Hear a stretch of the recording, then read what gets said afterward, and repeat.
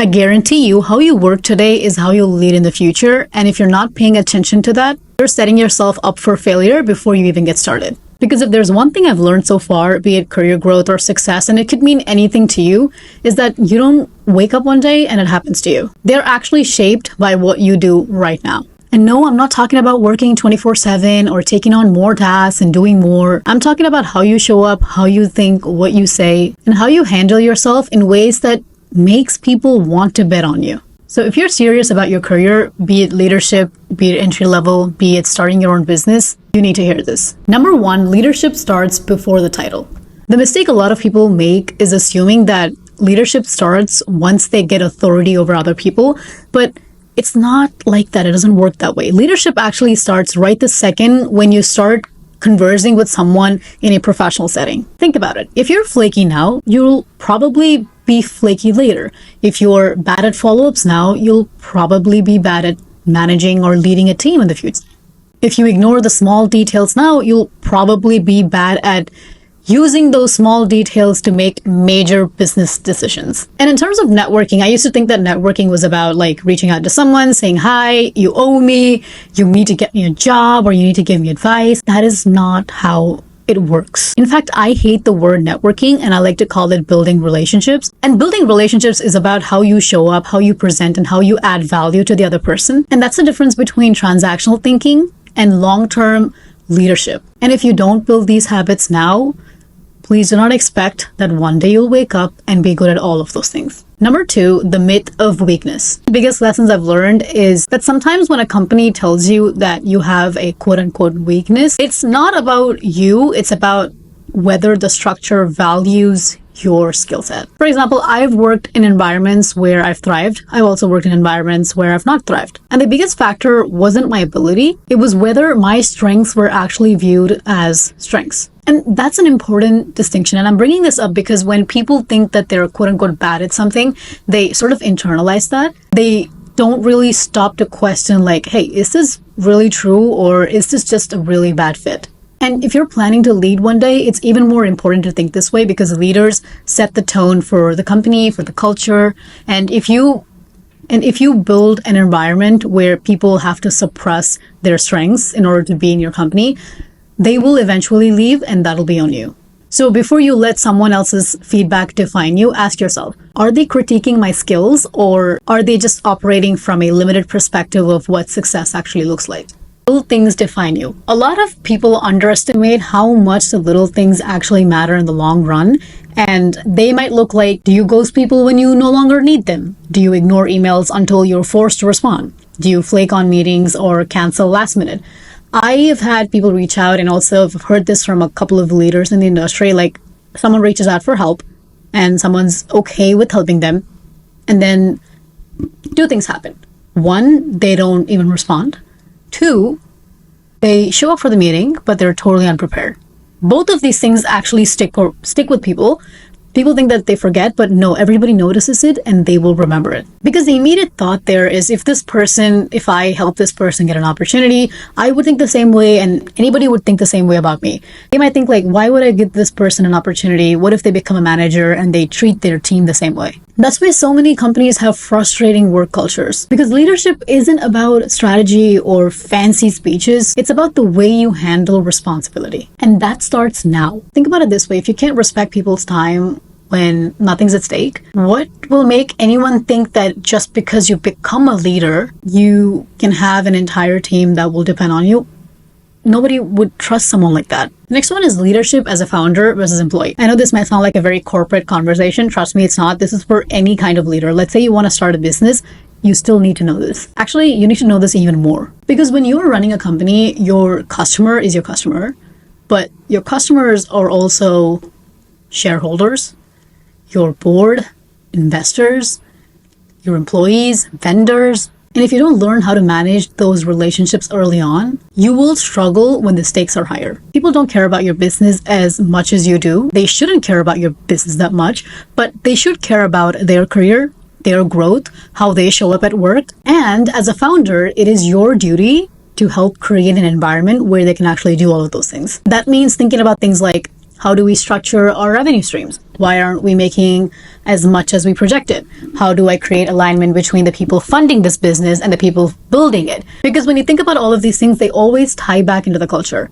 If you think about how we are structuring our revenue streams, they're probably going to take a lot of pressure off of people being questioned. If you think about why aren't we making as much as we projected, instead of blaming everybody, you can actually come to a conclusion. You can actually find a resolution for that. Instead of saying, I can only answer to the board, I don't care about the customers, I don't care about the employees. You can think about, how do I create alignment between the people funding this business and the people building it? A lot of first-time founders struggle with this, and I kind of think about this all the time too, which is, you're not just a liaison between your customer and your products, but also between the internal teams and the external stakeholders. So if you think leadership is just about having good ideas, great ideas, and then telling people what to do, you're missing half the picture. It's about knowing how to communicate, how to navigate challenges, and make decisions that actually can balance multiple perspectives at once. The next one is understanding people, the underrated skill. One of the biggest lessons I'm learning about leadership is this.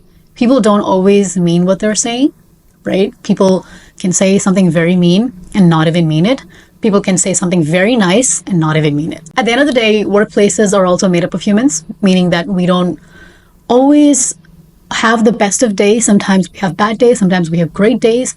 But as a leader, I think it's very important to understand, to read between the lines, or at least to assess the situation. Because if you're not good at this, you'll always be confused as to why things are not working out in your favor. You can have all the hard skills in the world, but if you don't have emotional intelligence, and if you don't know how to understand people, you might struggle to lead. So if I had to break this down into 10 things that will actually make a huge impact on your leadership style, or it doesn't matter if you're in an early career or if you're starting a business, it doesn't matter. Knowing all of these things will also make you a great teammate. So here are the things that I would focus on. First, build trust. People don't follow people because of their titles. They actually follow people because they believe in them or they trust them. And if you're flaky or unreliable, people will notice that. They will remember that, like I said. And trust is built in small things. For example, do you follow up when you say you will? Do you show up prepared? Do you take responsibility when things go wrong? Or do you look for someone else to blame? Or do you at least try to have a conversation like, hey, I feel like X, Y, and Z, it's not working out too well. Can we talk about it? If you can't even do that, then people will remember that. If you can't be trusted with the little things, people might think 3 times before they give you a big opportunity. Number 2, embrace constructive conflict. Weak teams avoid conflict. Great teams love conflict. And I don't mean get up in the middle of the meeting and start arguing. I don't mean that. I just mean that great teams love conflict because they can come to a solution. So what does that actually mean? It means knowing how to push back respectfully when something doesn't make sense. Knowing how to give real feedback instead of sugarcoating everything. And being okay with disagreement, because that's where real ideas come from. If you're the kind of person that avoids conflicts at all costs, you are not helping your team.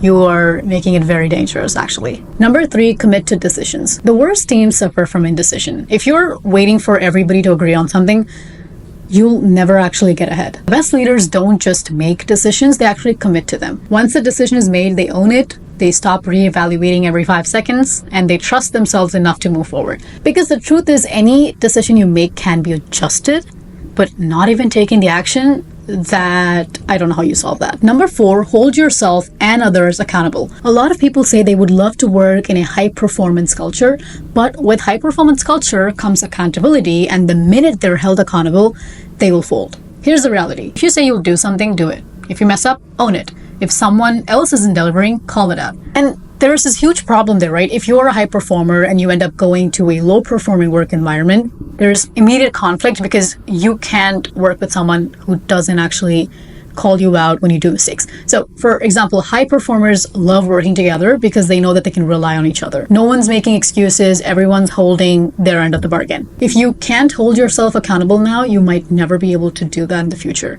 And while saying all of this, I'll also say, if you're just getting started in your career, I just got started in my career too. And it's a very natural thing to learn all of this as we go. So don't want anyone to be petrified by this, but knowing this can help you. Number 5, focus on results, not just effort. Hard work is great. I'm all about that. I'm all about effort. Even if you don't get the results, effort is great. Definitely. But in reality, hard work without impact is just busy work. The people who get promoted, who get raises, who are actually getting ahead in life, they show tangible outcomes. This means prioritizing work that moves the needle, not just what looks busy. Asking, is this actually making an impact? Being able to communicate why your work matters, not just that you did it. Efforts matter, but if you show results, people remember that even better. For example, when I started the Marketing Women podcast, it's great effort, awesome, but when I started showing results, it made more sense. Number 6, surround yourself with high performers. Surround yourself with people who are high performers. If you spend time with people who are coasting, you will also start coasting. So ask yourself, are the people around you making you better? Are they pushing you to think better? Or are you just comfortable because no one's challenging you? If you want to grow, you need to surround yourself with people who constantly challenge you. Number 7, be a lifelong learner. The best people in any industry never stop learning. They read, they ask smart questions, they seek out people who know more than them instead of pretending they already have all the answers. Best successful people always stay coachable. I recently had a conversation with my mentor, and I went and told my mentor, I'm afraid I'm not coachable anymore, because when I ask people for opinion, they tell me that you seem to know everything.